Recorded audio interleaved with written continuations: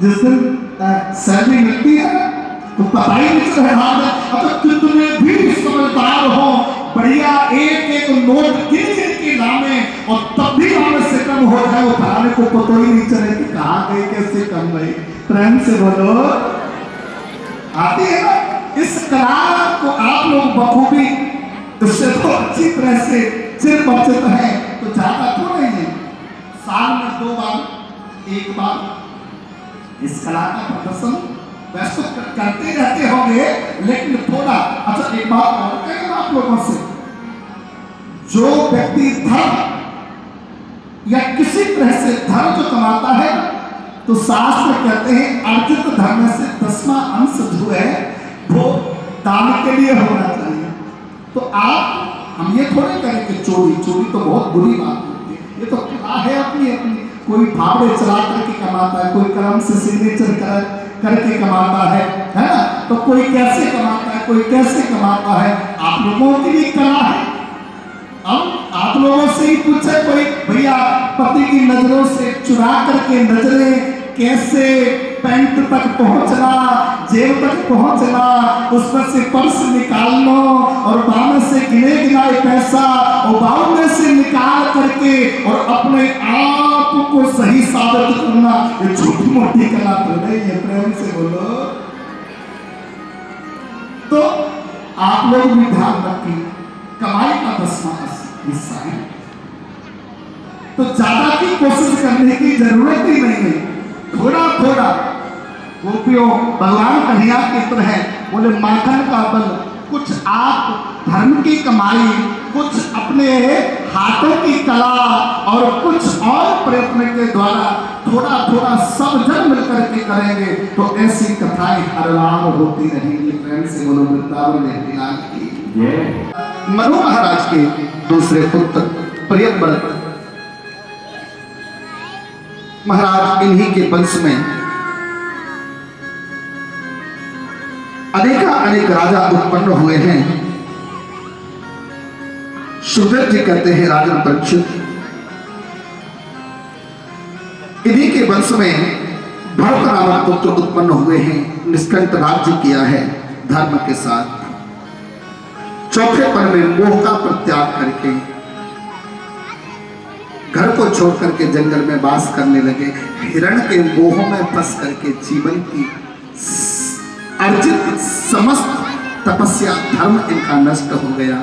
हिरण के मोह में पड़े और ऐसा मोह बढ़ा कि महाराज जीवन का जब अंत हुआ उस समय हिरण का स्मरण रहा। शास्त्र कहते हैं अंत मत ही सो गति है, अंतिम समय में आप जिसको ध्यान में धारण करके जीवन को समाप्त करोगे आपको वही रूप प्राप्त होगा। इसलिए शास्त्र कहते हैं हर एक पल हर एक क्षण हरि चिंतन में लगा रहना चाहिए। अथाह धन राज्य का प्रत्याहार किया, सब कुछ छोड़ा, जंगल में वास किया, लेकिन एक हिरण के मोह ने इनकी अर्जित पुण्य नष्ट कर दिए। हिरण की योनि मिली लेकिन पुण्यों के प्रभाव से पूर्व जन्म का स्मरण रहा, इसलिए लंगिन रह करके हिरण की योनि हिरण का जीवन समाप्त किया। तीसरे जन्म में आंगिरस गोत्र के ब्राह्मण के घर पर 8 पुत्रों में छोटे पुत्र बन करके आए और संकल्प ले लिया जन्म लेते ही कि इस जन्म में मैं पागल बन करके रहूंगा, बुद्धि को नहीं चलाऊंगा। पहले बुद्धि को चलाया था, हिरण के बच्चे को बचाने के चक्कर में हम मारे गए। अगर मोह नहीं करते, इस बुद्धि का प्रयोग नहीं करते तो हमारा जीवन भगवत भक्ति से भर चुका होता। संकल्प ले लिया पागल बन करके रहेंगे। देखो ध्यान रखना, एक तो पागल होते हैं और एक पागल बन जाया करते हैं। और सच्चे अर्थ में अगर हम कहें तो सुखी कौन है? बोले सुखी केवल केवल केवल मात्र जो पागल है वो रह सकते हैं संसार। आप कहेंगे महाराज अच्छी बात करते हो, पागल कैसे सुखी है? तो सुनो भैया, एक घर में पिता के 2 पुत्र, एक बढ़िया पढ़ा लिखा और एक थोड़ा कम पढ़ा लिखा। घर की जिम्मेदारी किसको मिलेगी? बोलो, पढ़े लिखों को या कम पढ़े लिखे को? पढ़े लिखे को मिलेगी ना घर की जिम्मेदारी। और महाराज उसी समय जेठ की दोपहरी, और दोपहरी में 3 बजे वाली चाय बनाने के लिए बहू रसोई घर में घुसे और रसोई घर में चाय पतीले में रख करके और चीनी को डिब्बा खोले, चीनी खत्म। अब चीनी लेने मार्केट में कौन जाओगे? है पढ़ा लिखा जाएगा ना। जो कम पढ़ा लिखा है वो तो बढ़िया एसी में मस्त विश्राम कर रहा है, और बेचारा जो अपने आप को कहता मैं होशियार हूं, बेचारे को बढ़िया नींद में सो रहा, और नींद को खोल करके जगा करके उसे और भैया मार्केट भेज दिया। अच्छा जैसे ही चला तब तक छोटे भाई की पत्नी ने कहा, बोले भाई साहब, बोले हाँ बेटा कहाँ चले? बोले मार्केट चीनी लेने जा रहा अड्डे पे। बोले महाराज जा तो रहे हो, लगे हाथों मेरी चप्पल की बत्ती टूट गई है, मोची बैठा होगा लगे हाथों, इससे भी संभलवा लाना। अब सोच करके देखो, ये पढ़ा लिखा या सबसे बड़ा कमाल। वो तो अच्छा खासा एसी में मौज कर रहा, आनंद कर रहा, जो कम पढ़ा लिखा है। तो अगर विचार करके देखें तो सुखी कौन है? बोले भैया जो अपने आप को कम पढ़ा लिखा गमार बना करके रखेगा। भैया हमारे ब्रज के एक संत कहा करते थे, प्रभु मुझे आपसे धन दौलत की चाहना नहीं, यश वैभव की चाहना नहीं, ऊंचे ऊंचे भवन अटारी की चाहना नहीं, केवल एक ही इच्छा है, अगर आप मुझ पर कृपा करें तो एक ही कृपा करें। भगवान ने कहा क्या चाहता है? बोल। संत कहते हैं प्रभु और बना दो, कृपा करना चाहते हो तो एक काम कर दो, क्या? और बुद्धिहीन भगवान बना दो, बुद्धिहीन भगवान बना दो,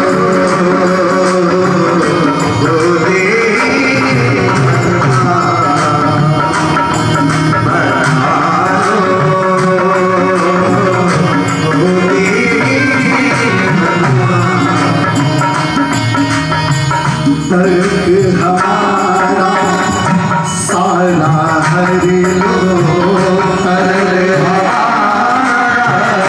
हमारा हरि लो। देखो भैया, जहां ज्ञान होगा वहां पर तर्क होगा, और जहां तर्क होगा वहां कुतर्क होने लगेगा। अज्ञानी पर जिस मार्ग पर आप भेज देंगे वो उसी मार्ग पर चलना प्रारंभ कर देगा। संत कहते हैं प्रभु सबसे पहले अगर कृपा करना चाहते हो तो हमारी बुद्धि का हरण करो। बुद्धि नहीं होगी, कोई कुछ कहेगा तो बिना सोचे समझे उस बात को स्वीकार कर लेंगे, तर्क नहीं करेंगे। और प्रभु तर्क हमारा सारा हरि लो, तर्क हमारा हरि लो, हरो सकल अभिमान, बुद्धि बना दो,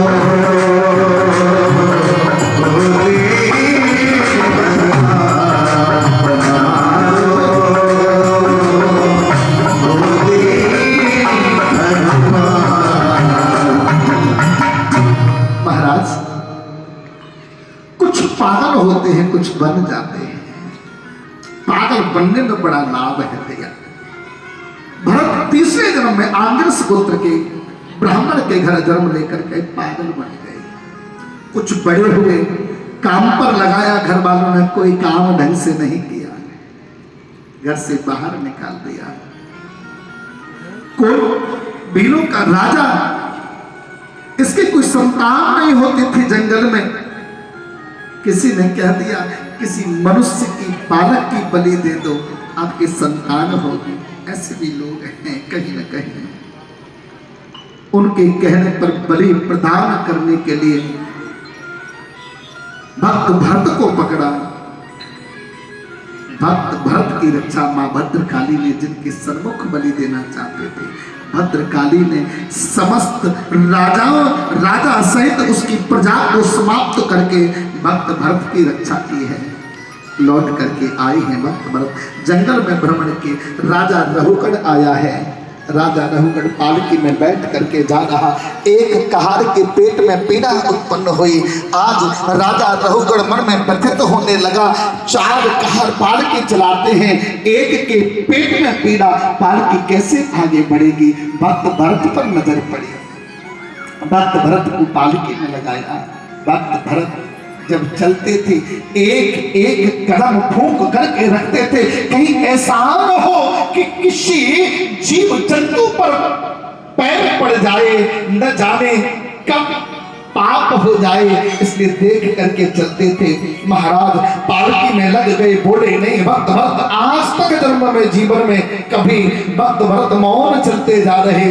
एक कीड़े मकोड़ों की लाइन जैसे ही देखी, भक्त भरत ने मन में विचार किया, अगर भूल से भी इन पर चरण रखा गया, पैर रखा गया, न जाने कितने मकोड़े, कितने जीव समाप्त हो जाएंगे। एक लंबी छलांग लगाई। सुखदेव जी कहते हैं राजा परीक्षित जैसे ही छलांग लगाई, 3 कहार समझ नहीं पाए, संभाल नहीं पाए, पालकी का बैलेंस बिगड़ा और महाराज देखते ही देखते पालकी नीचे जमीन पर गिर पड़ी। क्रोध आया राजा रहुगण को, पालकी से बाहर निकला राजा रहुगण, लात का प्रहार किया भक्त भरत के ऊपर।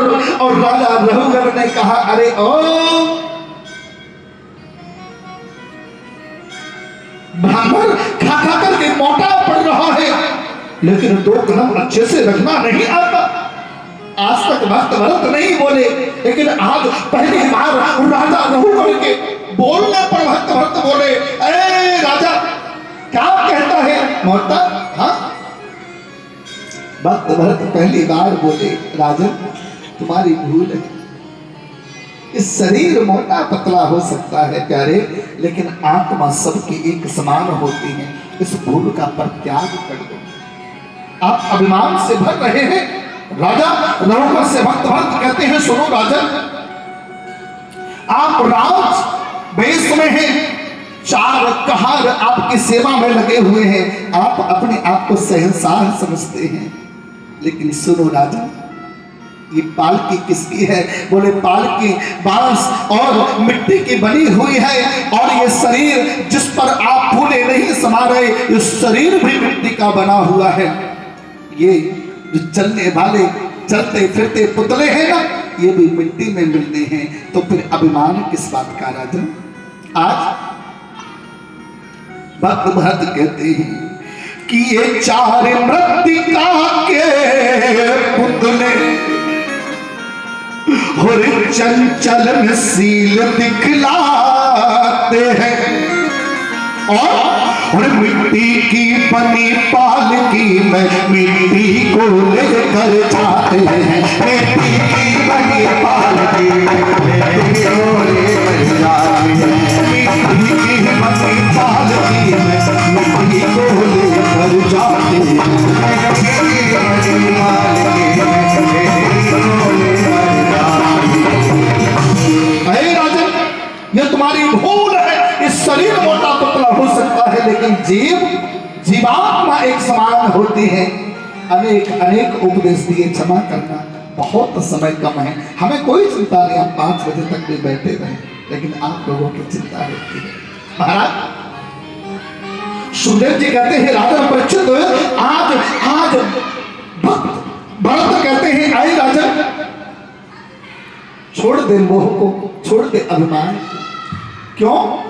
क्योंकि सुनो राजन, और जाएगा जब जहां से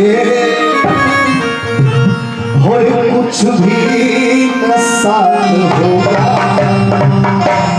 तो और तू गज कफन कट गया तेरा निवास होगा, तो गज कफन कट गया तेरा निवास होगा। जाए कदम जहाँ से जाएगा जब जाके, जाएगा जब जाके कुछ भी ना होगा, तो गज कफन का टुकड़ा तेरा निवास होगा, तो गज कफन का टुकड़ा तेरा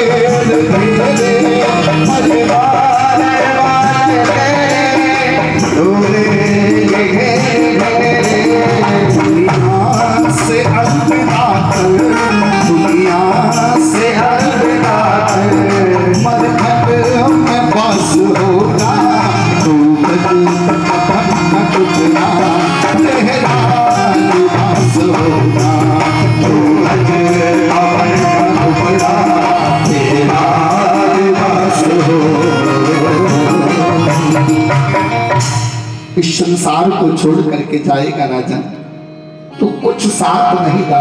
राजा होगा अपने आप में होगा राजा, भगवत भक्ति काम देते। राजा होकर कपिल भगवान के पास ज्ञान लेने के लिए जा रहे, भक्त भरत की वाणी को सुना, सारा मोह सारा अभिमान गलित हो गया, चरणों में गिर गए, हमें हमारे ऊपर कृपा करो। आज भक्त भरत ने पहली बार मुख खोला, परम ज्ञान प्रदान किया है राजा रघुगढ़ को। समय कम है, ज्यादा नहीं बोल पा रहे किसी भी विषय पर प्यारे। उसके उपरांत प्यारे राजा रघुगढ़ को ने मन की पीड़ा को भक्त भरत से कहा, हमारा उद्धार कैसे होगा। अजामिल उपाख्यान श्रवण कराया है, कोई डरने की बात नहीं, पुत्र के नाम के सहारे अजामिल तर गया। आप पर समय है महाराज। उसके उपरांत भक्त प्रहलाद की कथा आई। राक्षस कुल में उत्पन्न बालक ने भगवान को प्राप्त किया है प्यारे।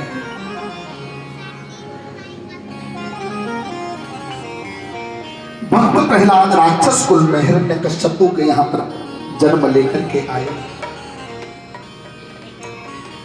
गुरु संतामर के विद्यालय में विद्या अध्ययन करने के लिए गए। गुरु कुछ पढ़ाते हैं, भक्त ध्रुव भगवान के नाम का, भक्त प्रहलाद भगवान के नाम का उच्चारण करते हैं। हिरण्यकश्यप के पास भेजा, भक्त प्रहलाद से पूछा क्या पढ़ा आपने। भक्त प्रहलाद ने नवदा भक्ति का वर्णन करके कहा, मैंने 9वीं क्लास पास कर दी। क्या पढ़ा मेरे बेटा। भक्त भरत ने कहा, सुनो पिताजी कि श्रवणम कीर्तनम विष्णु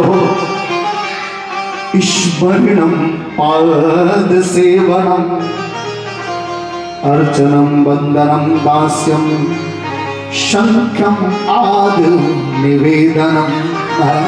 नवदा भक्ति का बड़ा क्रोध आया, हिरण्यकश्यप को समाप्त करने के लिए आदेश दिया। नाना तरह से भक्त प्रहलाद को समाप्त करना चाहा, लेकिन भगवान रक्षक, जिसके राम रक्षक हो उनका कौन भक्षक बन सकता है प्यारे। लाख प्रयत्न करने पर जब नहीं समाप्त कर पाया, एक लोहे से लाल तख्त खंबा करवाया और उसको अग्नि से लाल करवाया और महाराज भक्त ध्रुव से भक्त प्रहलाद से कहा, तेरा ब्रह्म कहाँ है। भक्त प्रहलाद ने कहा, हर जगह विद्यमान है। आज हिरण्यकश्यप ने कहा, इस लाल खंबे में भी तेरा ब्रह्म है क्या। आज कहते हैं पिताजी आप अजीब बात करते हो, जब चराचर विश्व में वो ब्रह्म व्याप्त है तो इस खम्भे में वो ब्रह्म क्यों नहीं होगा। आज जैसे ही कहा हिरण्यकश्यप वो कहता है अरे ओ प्रहलाद, तू कहता है इस लाल अग्नि से तप्त कर खंबे में तेरा ब्रह्म है।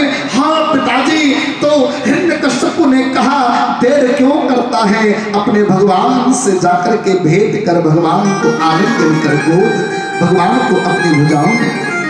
जैसे ही कहा भक्त प्रहलाद का मन एक बार को भयभीत हुआ। सुखदेव जी कहते हैं राजन परीक्षित, आज भक्त प्रहलाद के मन को भगवान ने पढ़ा और मन को पढ़ करके अंतिम परीक्षा है कहीं भक्त का मन दिख जाए। एक छोटा सा मटोरे का खाया भगवान ने और लाल अग्नि से तप्त खंभे पर नीचे से ऊपर से नीचे चलना प्रारंभ किया। किसी की नजर नहीं पड़ी उस मकोड़े पर, उस जीव पर, भक्त प्रहलाद की नजर पड़ी। ओहो मन प्रसन्न हो गया। एक छोटे से जीव का मकोड़े का कीड़े का कुछ नहीं बिगड़ रहा तो मेरे इस विशाल का शरीर का क्या दौड़ पड़े भक्त प्रहलाद, दोनों हिसाब को आगे किया, लाल तप्त खंभे में अपने हृदय से लगाया। भक्त प्रहलाद का कुछ नहीं बिगड़ा। हिरण्यकश्यप को सोच गया कोई ना कोई शक्ति इसमें विराजमान हो चुकी है।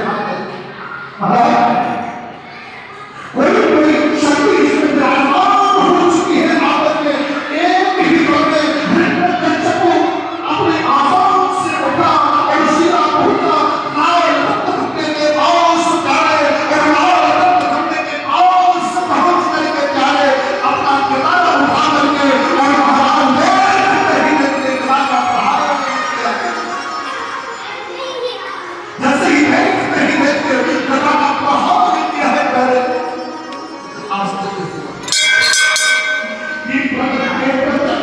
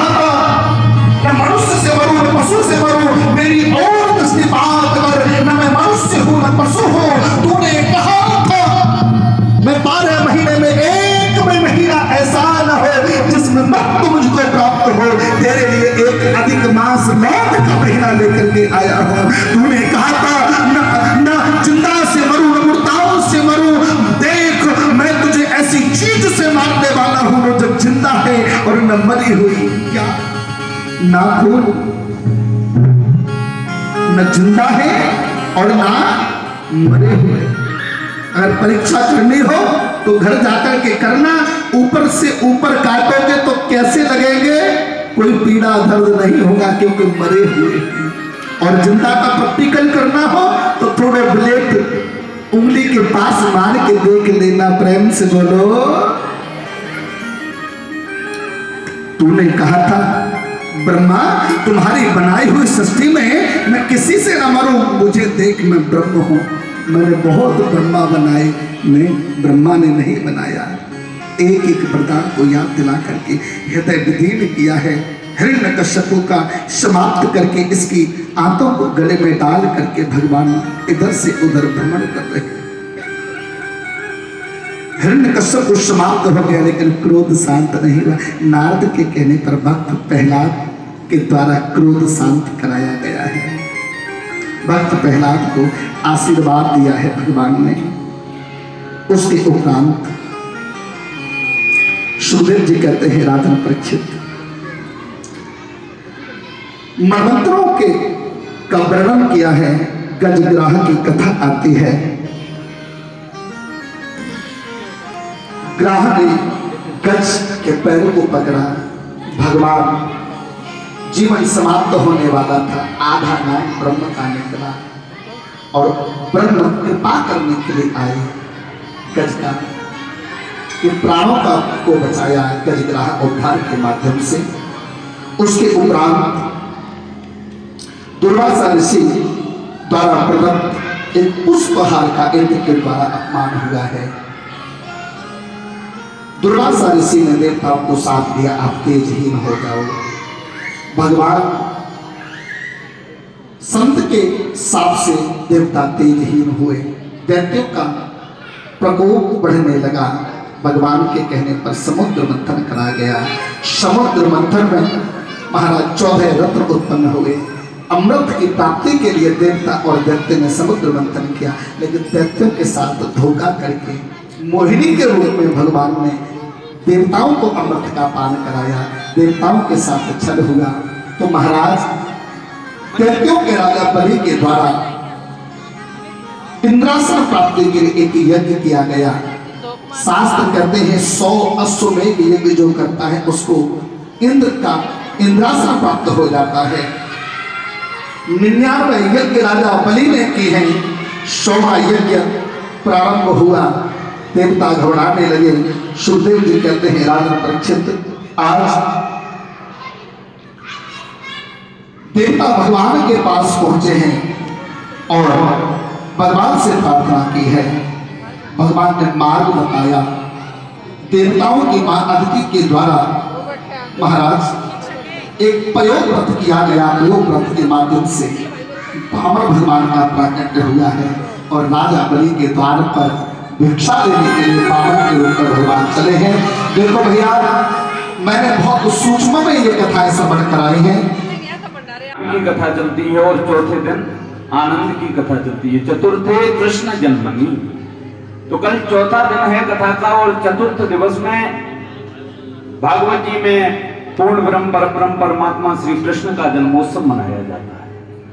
तो आगे के चरित्रों में पहले राम भगवान का जन्मोत्सव मनाया जाएगा, तत्पश्चात सायं सत्र में भगवान श्री कृष्ण का जन्मोत्सव मनाया जाएगा।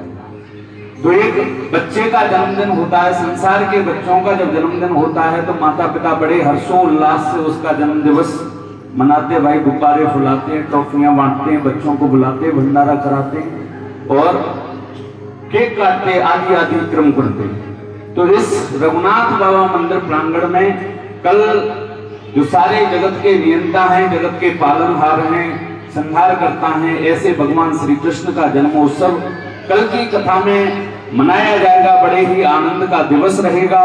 और कल सभी लोग, सबसे पहले प्रार्थना है कि सभी लोग जब आए कल तो सभी के तन पर पीले वस्त्र होने चाहिए। पीले पीले वस्त्रों को पहन करके आवे पीला पीला चंदन लगा के आवे। सबके घर में होंगे चंदन, यदि ना हो तो हमारे द्वारा यहाँ से लगवा लें। तो ब्रजवासी बनकर के आना है, ना कि बिहोड़वासी बनकर के आना है ना। तो कल वृंदावन वासी ब्रजवासी बनकर के आवे और सभी थापक हुआ चंदन लगा के आवे और बढ़िया पीले पीले वस्त्र पहन करके आवे और खाली हाथ ना आवे। भाई गांव में किसी बच्चे का जन्मदिन होता है, कोई खाली हाथ जाता है? नहीं जाता। तो कुछ ना कुछ हाथ में माखन मिश्री लेकर के आवे, कोई भी खाली हाथ ना आवे। जो भी अपनी श्रद्धा से महाराज जो भी गिफ्ट इत्यादि देना चाहे तो वो भी लेकर के आ सकता है। तो कल की कथा में भगवान श्री कृष्ण का जन्मोत्सव मनाया जाएगा और आप अकेले ना आवे। कल इस पंडाल में ये थोड़ी बहुत जो कोने खाली हैं वो खाली नहीं होने चाहिए, तो सबको पकड़ करके लावे। पहले दिन तो कलश यात्रा में महाराज भारी भरकम भीड़ देखने को प्राप्त हुई, अब सब पता नहीं कहाँ लुप्त हो गए। तो सभी से निवेदन है जो नहीं आए हैं, क्योंकि देखो कलश उठाने से पूर्ण फल प्राप्त नहीं होता है। पूर्ण फल प्राप्त कब होगा? जब 7 दिवस इस अनुष्ठान में बैठ करके आप विधिवत तरीके से भागवत का अनुसरण करेंगे तो भागवत की कृपा से आपके सारे मनोफल पूर्ण होंगे। तो जो भी मन की मनोकामना भाई आदि व्याधि जरा पीड़ा सब मिट जाती है भागवत श्रवण से। तो अनुष्ठान को अनुष्ठान की विधि से किया जाए तो ज्यादा बढ़िया है। तो आप सभी लोग जो नहीं आ रहे हैं उनसे भी निवेदन है कि भाई अच्छे दिन ज्ञान की बात है। देखो संसार में बिगड़ने के जहां भी अवसर होते हैं हम सभी जाते हैं। कहीं टॉकी जाना हो, कहीं मेला में जाना हो, कहीं पर ऐसा क्रम हो रहा हो जहाँ ज्ञान का क्रम ना हो, तो वहाँ संपूर्ण परिवार को लेकर के जाते हैं। लेकिन जब बात भागवत की जाती है तो भागवत में हम अकेले चले जाते हैं, ना बेटे को लेके जाते हैं, ना बहू को लेके जाते हैं, ना ससुर को इत्यादि कोई को लेके नहीं जाते, अकेले चल देते जिसका मन आए। तो भागवत एक ऐसा ग्रंथ है, भागवत कहते हैं वैराग्य केंद्रित ग्रंथ है, जिसे संसार से छूटना हो, परमात्मा से जुड़ना हो, वो भागवत से जुड़े। तो भागवत में संपूर्ण परिवार के साथ में कल से आना शुरू करें। और साथ ही साथ में मैं सभी माताओं से निवेदन करूंगा कि आप सभी बामन भगवान की झांकी का पूजन करेंगे। सबसे पहले हमारे इस कथा से जुड़े हुए श्रीमान परीक्षित जी, श्रीमान सुरेश सहरावत जी, उनसे निवेदन है कि सर्वप्रथम आप आवे। सबसे पहले पूज्य महाराज जी के द्वारा पूजन, और पहले महाराज जी के द्वारा पूजन।